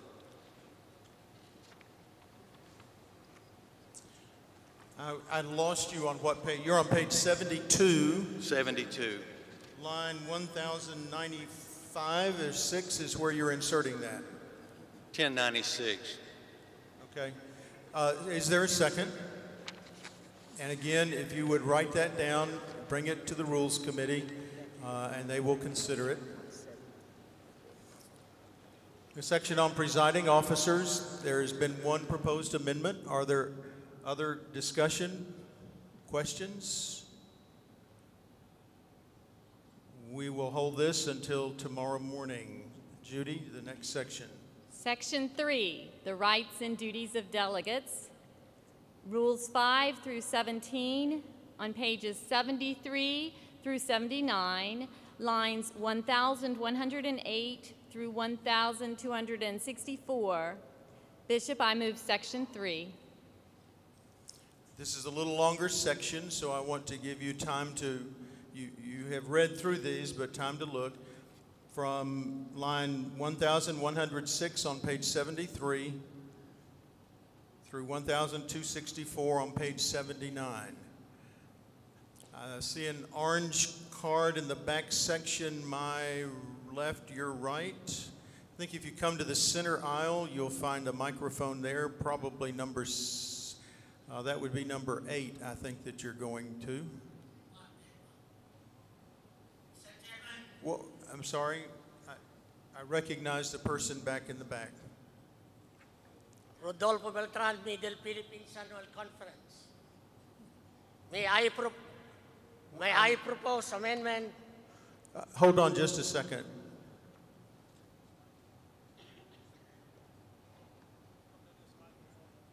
Yeah. If you will hold over on this side, if you will hold that, I recognize the person in the center. Yes. Okay. Ann Travis, Holston Conference, lay delegate. I have a question on line 1253, where it says, begins with a ballot is valid if it contains votes for the same number of nominees as there are vacancies to be filled. Does that mean that you cannot vote for fewer? Yes, it does. The answer was yes, it does. Now, I want to come back over, I think there was a delegate from the Philippines who was speaking. Yes? Yes. I propose an amendment on line 1120. After the words, no delegate, insert who duly registered unless hindered by sickness and other emergency shall be absent from the session of the General Conference and so on. If I have a second, I want to speak. State your amendment again. It's on page 73, Page line 70. 1120. And, yes. And your amendment is? My amendment is who has duly registered. You want to add the phrase, who is duly registered. If I have a second, I want to speak, Mr. Chairman. All right. Is there a second? Okay. Now, you will need to write that amendment down. The discussion and your opportunity to speak will be tomorrow morning when the Rules Committee brings this back. Okay, thank you. Okay, thank you very much. Are there others in this section from page 73 through 79? I see a white card far back, moving over to the microphones in the left-hand aisle.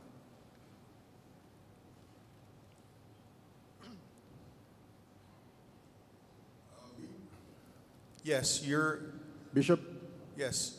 Bishop, it is more of a parliamentary inquiry. Please state your name and conference and then ask your question. Yes, Bishop. My name is Attorney Carlos Cao Jr. from the Rizal Philippines Annual Conference. Okay. My parliamentary inquiry, Bishop, is this. There are 17 sections in this particular rule. Or rather, 17 rules under this particular section number 3. And they are quite long, and apparently we are now discussing them, or we are taking them up as a whole or in toto. Is it possible for the body to discuss this in seriatim, meaning one after the other, because of the lengthy provisions that are involved in this particular section 3? As a matter of fact, they cover pages 73 to 79, and it might be more. There may be more intelligent discussion if they are discussed as seriatim. That is the inquiry, Bishop. Thank you. I was taking this as a recommendation from the Rules Committee as they presented the section, and I was trying to give the body more time to look because it was a longer section. Because there is one amendment pending, this entire section would be back before you tomorrow morning. It will give you more time to look at it. We'll proceed in this way unless there are some other, if there are other amendments, we will take those, and then tomorrow morning you'll have an opportunity again to go by it piece by piece. Thank you, Bishop. Thank you. I see the person waving the white card in the far left right-hand side. Microphone 4, I think. Yes, your microphone is on. Yes, sir. It's a long way from you to me and me to you. Yes, sir. And it's late at night. My name's Steve Wendy from the Texas Conference, and I'm just trying to make sure that this amendment gets in the right place. So I rise to amend Rule 11, page 77, line 1205, to add the statement, demonstrations shall not be permitted within the bar of the conference at any time, including but not limited to when the conference is in recess, unless approved prior to such demonstration by a 2/3 vote of the conference. Marshals and pages shall prohibit entry at any time into the area of the bar of the conference by anyone who is not a properly credentialed delegate or other person who has been granted access to the area for general conference business. You've heard the amendment. Is there a second? There is. If you will write this down, I think you already have it written down, bring it to the Rules Committee. They will review this and all the other amendments being written. All right, I see the orange card sort of waving there in the front of that back section.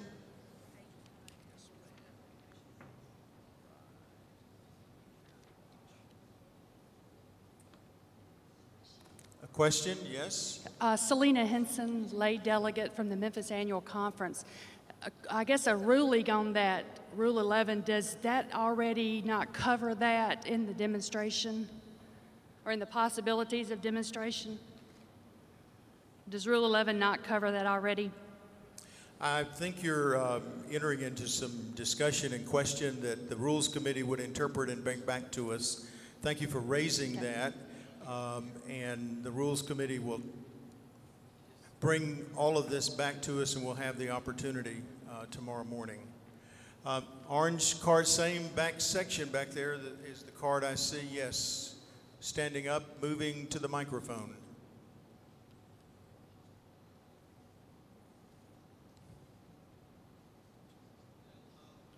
Right. Microphone number 8. Let's see if we can get a little bit louder. All right. Try it again. Del Holly, lay delegate, Holston Conference. Bishop, I move to amend line 1253 on page 78 to insert the words "or fewer" following the word "same" and preceding the word "number." Is there a second? All right, if you will bring that, write that down, and it will be referred to the Rules Committee. We are working our way through Section 3, Rights and Duties of Delegates, pages 73 through 79. Are there others? I see no one else, so again, we will hold this section until tomorrow morning, and Judy, move to the next part of the rules. I'm going to change this grouping slightly from what we discussed in the hopes that we might pass the section. Thank you. This is the beginning of Section 4. We'll look at Rules 18 through 25. That would be pages 79 through 81 and lines 1,268 through 1,337. All my notes were on the next section, so I moved that section. All right. A smaller group of rules for you to look at. From Rule 18 through Rule 25, pages 79, 80, and 81. The Rules Committee recommending only a few changes there. You will see them. Are there questions about this section? I see none. If you would approve these rules, number 18 through 25, would you lift a hand? And opposed? Thank you. You've approved these rules. That section. Good. Save that for tomorrow morning. All right, now we'll move to the next section of Section 4, and we will be looking at Rules 26 and 27. That's pages 82 through 84, lines 1,340 through 1,393. I would like to highlight the proposal for amending by substitution. In considering the treatment of substitute motions, we looked at alternatives to Robert's Rules of Order, which, though frequently the standard within the United States, is not as familiar in other areas of the global church. Our proposal is that when the substitute motion is presented, the discussion will be limited to whether or not to consider the substitute motion. Following debate, a vote would be taken on whether or not to consider the substitute. If the vote to consider the substitute motion prevails by majority, it becomes the main motion. We will no longer spend time perfecting a motion unless a majority is in favor of at least considering the direction it is taking. If the body chooses not to consider the substitute motion, the original motion would remain the main motion. And at this point, debate would begin on the main motion. The Secretary of the General Conference estimates that such a procedure would save approximately 6 hours of debate time during General Conference. Rule 27 deals with minority reports. The minority report is a special case of a substitute motion. There's no change in the way that the minority report comes from the committee. It differs from the substitute motion because it is given the right to be presented to the plenary. When the report is presented, it would be given as a substitute and then handled according to Rule 26. Bishop, I move the adoption of Rules 26 and 27. Rules 26 and 27 are before you. Making sure everyone has had an opportunity to read through these. I see a green card in the far section on my left, your right, right down toward the front. Yes, you're waving the green card.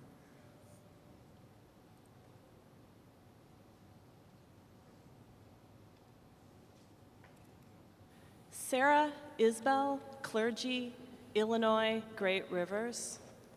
I would like to move that the changes proposed to Rule 26 not be made and that the original language be retained. Is that an amendment? I think that's a speech against and not an amendment. So you're speaking against the recommendation of the Rules Committee? Correct. Okay. And did you want to say more, or? If that's in order, I'd like to. At this point, you're just simply speaking against the recommendation. You're not making a motion or an amendment. Correct. You may proceed. Okay. I appreciate the effort to save time and to honor other models of decision making. My concern is that by so easily allowing a substitute motion to replace an original motion without amendment or substantive discussion, we will too easily allow work done from the floor and not fully considered to take the place of work done over time with prayer and thoughtful consideration. The work of the legislative committee process needs to be allowed to function. Thank you. All right, that's a speech against the recommendation of Rules 26 and 27. Is there other discussion? I see it's either a green or, is that a green card? Yes, right there.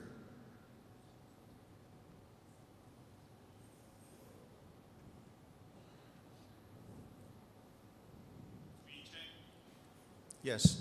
Wee Chang from New England Conference. I want to speak for the changes, and I would say respectively what the delegate from Illinois Great Rivers just raised about the concern about giving the due respect for the legislative committee's decision.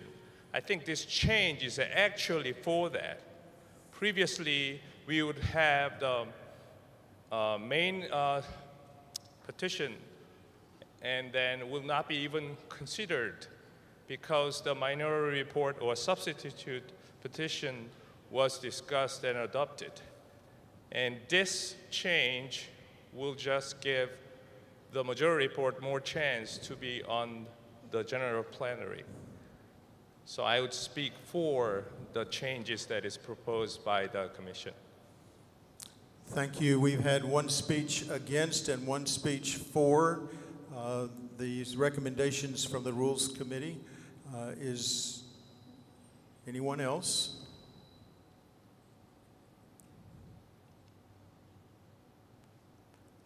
All right, I see no one else going to the microphone.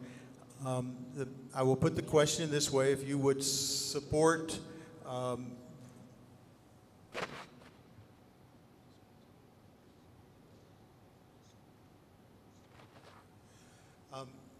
when we put when I put it to you, you would be voting in support of the committee's recommendations or against the recommendations. If you vote against the recommendations, you would it would go back to the original rules that were in effect at the previous General Conference, which have been struck through in these pages. I'll turn to the committee for a final statement. I'd like to defer to another member of our committee. I think Judy presented this very eloquently. Those of us who have been at more than one General Conference have seen us work to perfect two amendments and then subsequently vote both of them down simply because we've spent a lot of time and energy. We think this both honors main motions, substitute motions, and allows us to work efficiently and effectively, and yes, even prayerfully. Thank you. Okay, let's get our keypads. We want to make sure. If you would support the changes of the Rules Committee, you would vote yes. If you are opposed to these changes, you would vote no. And please vote now.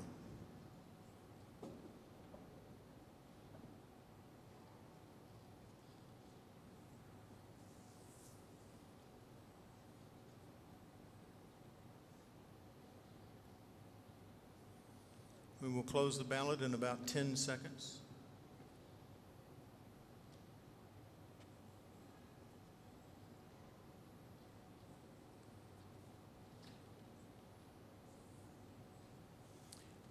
And the vote is closed.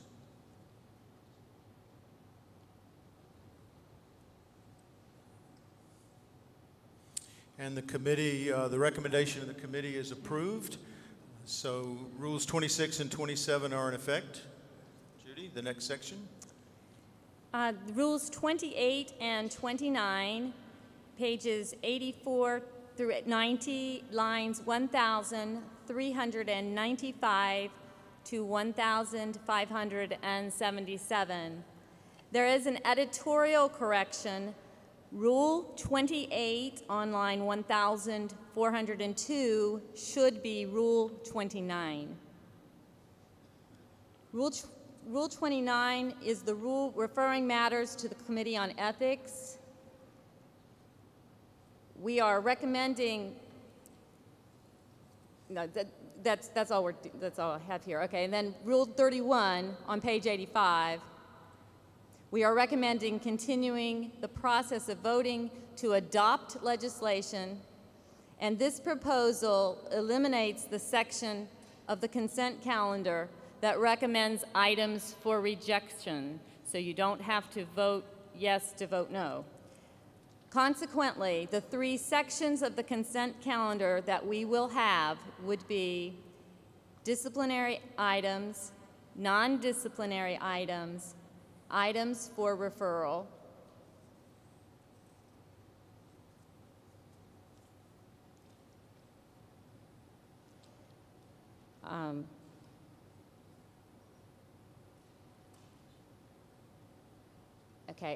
Rule 32 on page 86, line 1,467. If the legislative item is not placed on the consent calendar, it would be listed as one of the following: not acted upon because another petition dealing with the same subject was acted upon, not supported by the legislative committee, or not considered by the legislative committee. The third category is connected to the items not completed by the end of legislative sessions on Saturday remaining uncompleted. Rule 35 on page 89, line 1,526. This rule deals with legislation remaining unfinished. And I remind you that with the approval of Rule 32, specific legislation can be brought to the floor by the request of 20 delegates. Bishop, I move the remainder of Section 4, Rules 28 through 38, with the deletion of number 39. All right, this section is before you from page 84 through page 90. Again, several pages, so we'll give you an opportunity to make sure you see all of those sections. I see an orange card right down front here, another toward the back, further back.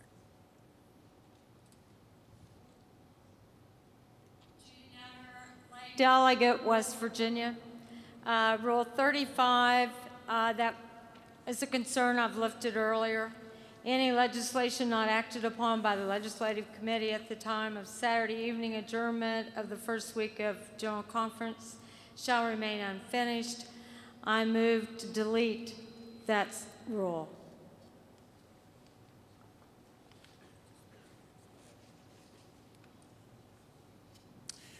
Yeah, I would take that as a speech against that particular change. Then can I speak to it? I'm thinking through this.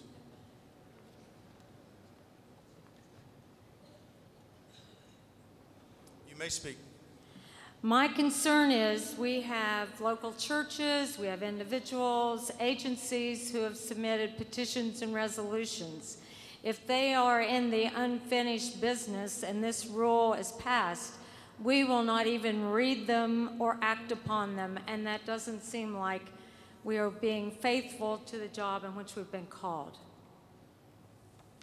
All right, that's a speech against Rule 35.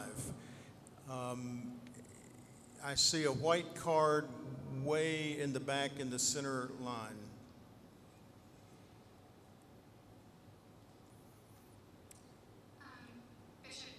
Arlene Fogel-Miller, Florida Conference. I just have a question with regards to that, which was just spoken about. Would line 1476, stating that 20 delegates may have an item presented. Would that apply to legislation not finished in committee? And if so, would that address those concerns? I'll turn to the Rules Committee for. Yes, it would apply to any of what comes back on the consent calendar or the reports could be lifted with 20 delegates, and the procedure is outlined in Rule 32, Part 3, line 1476. Okay, yes, you want to follow that with a question? I see you way in the back. Hold on. I would question that if the subcommittee and legislative committee has not dealt with it, then it's not before the body for 20 people to lift. It would be before the body in a petition, listed under the report of non-calendar items as a petition assigned to but not considered by the legislative committees. So it would be before us, and it could be lifted by the rule I just mentioned, number 3 of Rule 32, Part 3. Okay, so if your legislation is considered unfinished, you get 19 other people, and then it has to come to the floor. Yes, that's correct. Okay, I saw a card back in the back section, the orange card waving, and then we'll come back down this way. This conference, Chapel Temple. The rule that you want to pull out at the bottom of page 990. Just a point of information, when do these things happen, if not January 1? That is now part of the discipline, so we didn't think it needed to be in the rules. That's disciplinary, and it's paragraph okay. 508. That's I think great. whatever was Thank scratched there, and I can't find right in front of me, but it is that language is in the discipline. Okay. Down here I saw a card, yes, a white card right in here.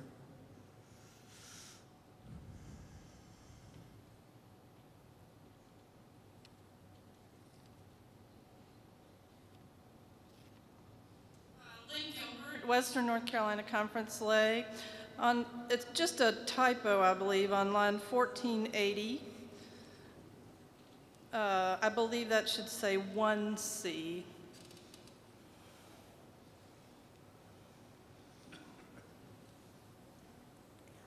I think that's correct. I think it is a typo. Thank you. Editorial, thank you very much. Others in this section, I see an orange card right here on the aisle.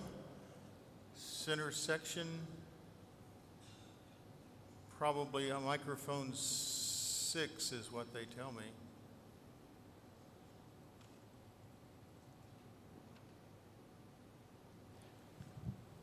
Bishop Bill Junk from Layman from the Oklahoma Annual Conference.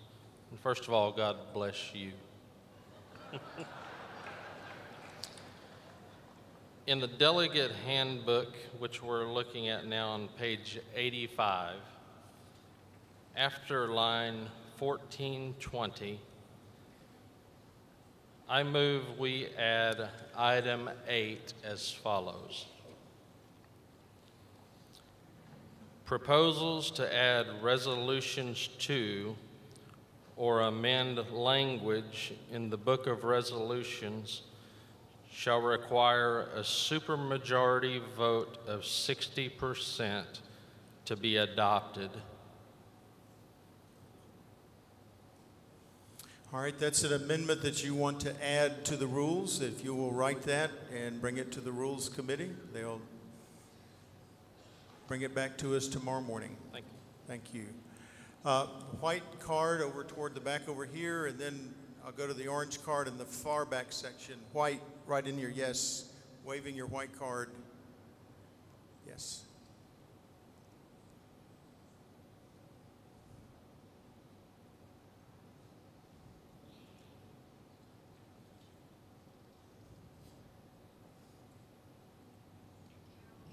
Carol Gaston, Virginia Conference.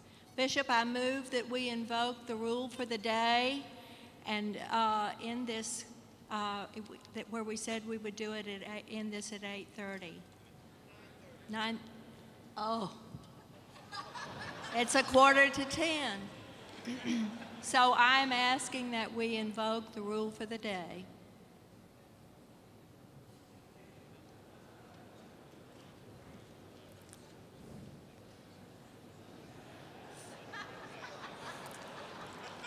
I have something to say, but I won't sway the body in its vote. That is your...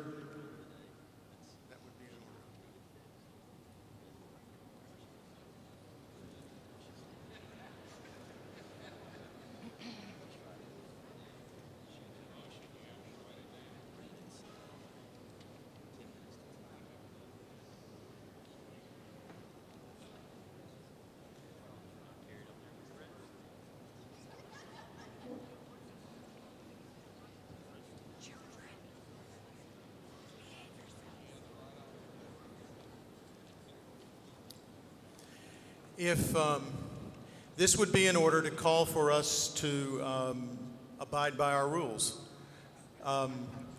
If you would vote to do that, understand, because we're not finished with the rules, you may be delaying this another day, although a vote to suspend rules could finish it tomorrow morning. It's up to the body. The request has been, we've set a rule earlier that we would leave at 9:30. It is 5 minutes till 10. If point of order.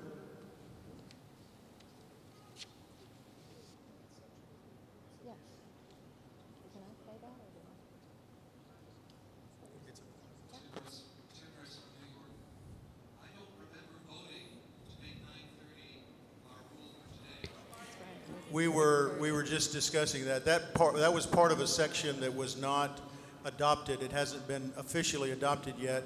A motion to adjourn, which is essentially what she's doing, would be before us to go ahead and adjourn tonight, pick this up tomorrow morning. That is not debatable. Motion to adjourn is not debatable.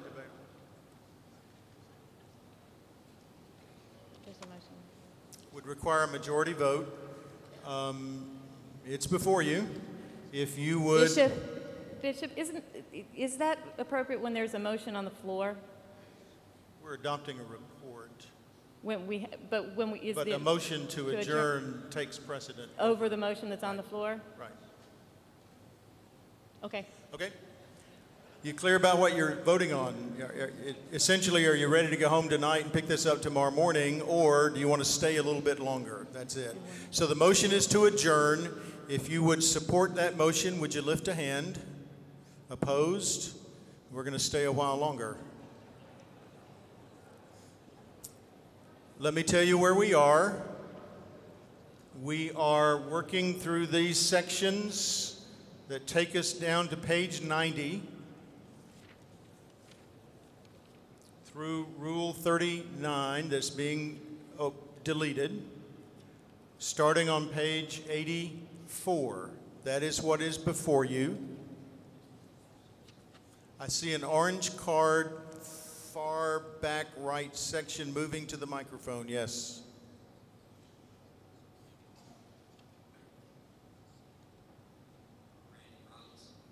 Randy Robinson, Illinois Great Rivers Conference.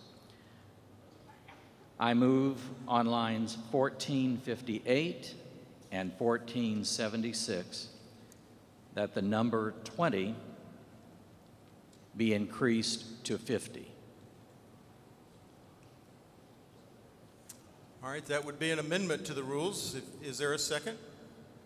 I heard one. If you would write that, bring it to the Rules Committee. We'll pick it up tomorrow morning. Others?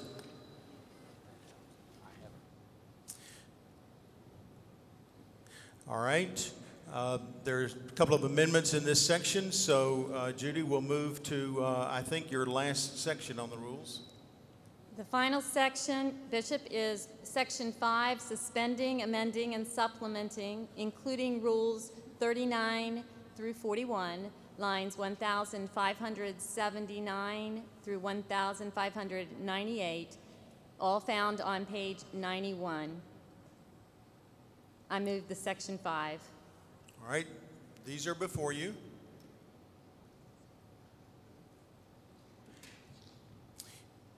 I see no one wanting the floor on this one page of these three rules. If you would adopt these three rules, would you lift a hand? And opposed? These three are adopted. Judy.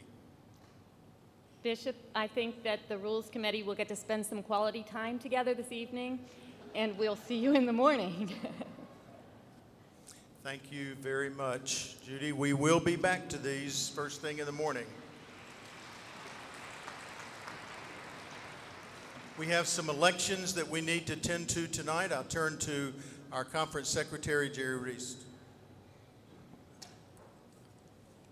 If you would turn in your DCA to page 1732, DCA page 1732, you will see a list of persons to be elected for various committees of the General Conference. There is one correction to be made. I'll give you a moment to find the listing of members of the Standing Committee on Central Conference Matters. On the first line under clergy, Kelvin Mwandira, the name should be deleted. We are waiting for an appropriate nomination for that position. With the exception of that change, all the names offered are in order. These are before you for your election. If you would elect these persons, would you lift a hand? Opposed? And they are elected. If you turn on the same page, the Committee on Agenda and Calendar, let me see if I can speed this a moment. Bishop, can we take them all at one time? If you would consider all of the other nominations for election, those would be the names that remain on page 1732, 1732, page 1733, page 1733, page 1734, page 1734, and page 1735, 1735, and page 1736, page 1736. We believe all of those names are in order. These names are before you for your election from page 1732 through 1736. Are you ready? If you would, I'm sorry, I see a yellow card could be on the very back row. Yes, moving to the microphone.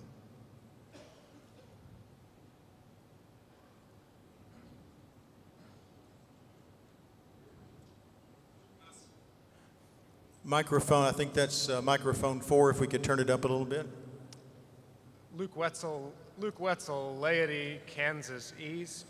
On the Interjurisdictional Committee on the Episcopacy, page 1735, South Central Jurisdiction, Kansas East, where it says Luke A. Wetzel, it should say Oliver Green. Oliver Green. Green, thank you.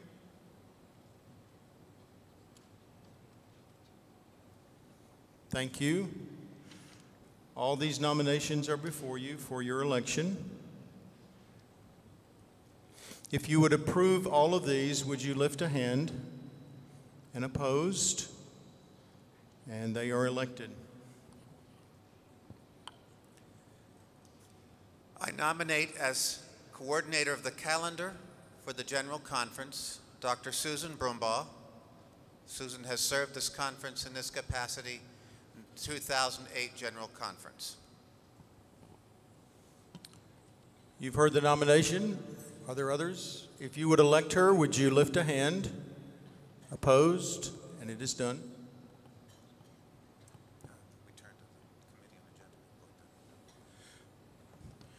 We turn now to Committee on Agenda Report, Frank Beard.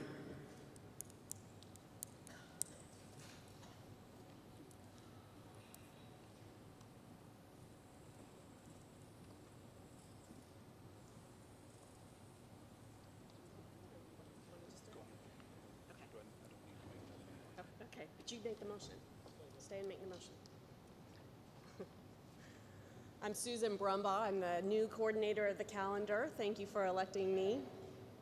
And I want to draw your attention to today's Daily Christian Advocate on page 1710.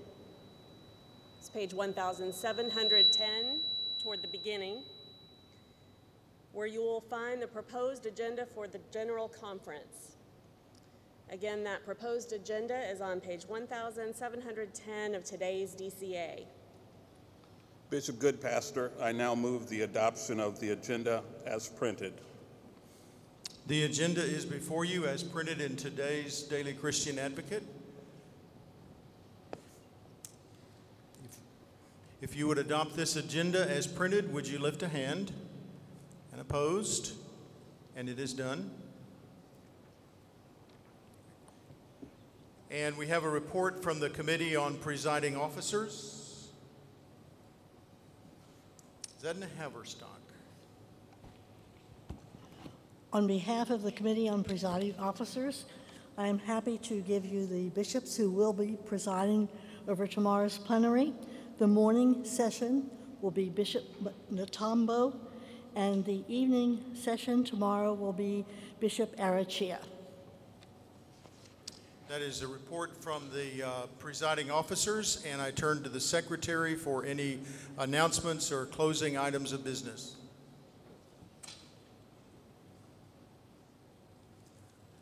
We have, by our record, had 18 amendments offered this evening. Those who have made those amendments, we would ask you to come forward to make sure that we have received all of them.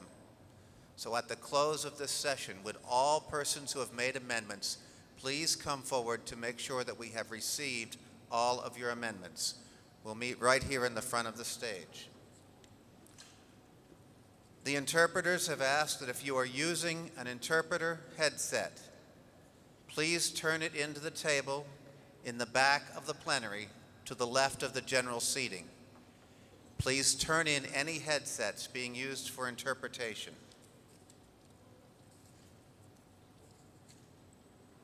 Please leave your voting pads at your table. Please do not put them in your pocket. Please do not carry them out. Please leave them on your table. We have a bit of sad news to announce to us. Joyous news in one sense, sad in another.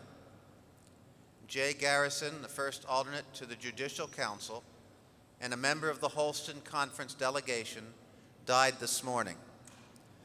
We celebrate his birth into his heavenly life with God our Father, and I would ask that whoever is offering the closing prayer might lift that up in the prayer.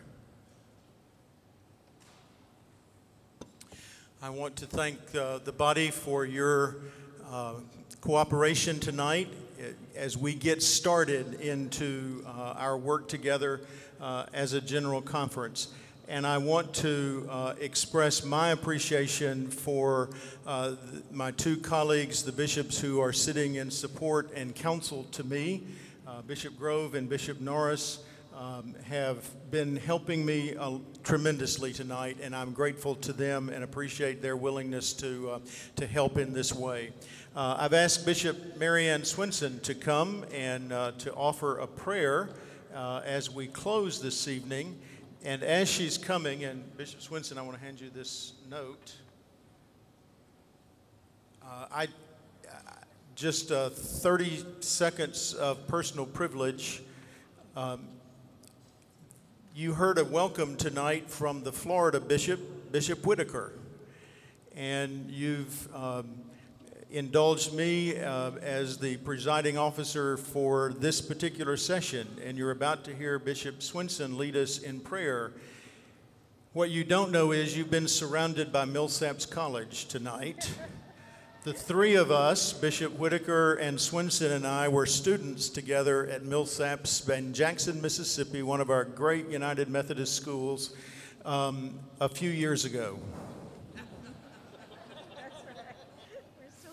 So let us be, we are grateful for what we received from our great college. At last count, there are 9 of us who are alums of Millsaps who are bishops over the years. Bishop Swinson is going to lead us in prayer. Would you join us in this moment? And we do lift up our thoughts and prayers on behalf of the family of Jay Garrison as he has gone to join the communion of saints and the cloud of witnesses that surround us. And as we do close our session this afternoon, tonight, a little bit later than we anticipated on the evening of the very first day, I want to share with you a prayer that was composed in 1895 by Queen Liliuokalani, the last monarch of the Kingdom of Hawaii, while she was under house arrest in her palace. The Lord be with you. Let us pray. Gracious God, your loving mercy is as high as heaven, and your truth so perfect. I live in sorrow, imprisoned. You are my light, your glory my support. Behold not with malevolence the sins of man, but forgive and cleanse. And so, O Lord, protect us beneath your wings, and let peace be our portion, now and forevermore. Amen.